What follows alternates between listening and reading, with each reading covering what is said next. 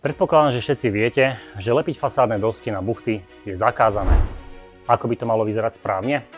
Po obvode dosky naniesie sa rámik lepidla, pridajú sa do stredu 1 až 3 terče, v závislosti podľa toho, koľko kotiev potrebujete použiť, lebo vždy kotva musí prechádzať cez lepidlo.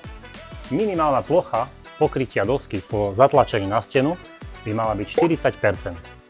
Týchto 40% pri tradičnom formáte dosky, ak uvažujete 6 kg na m štvorcový na lepenie, tak vám vyjde, že 3,6 kg lepidla miniete na dosku. V prípade formátu 400 na 1200, tých 40% vám vyjde 2,9 kg.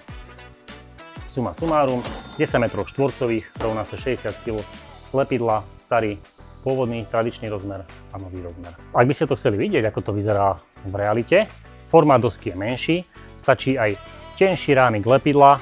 Takto nejako by mala vyzerať doska po zatlačení na stenu. Toto je 40% plochy. Ak dodržíte 40% plochy lepenia, tak nebudete mať zbytočne navýšenú spotrebu. Pokiaľ chcete viac informácií, nájdete ich na stránke www.knauf.com.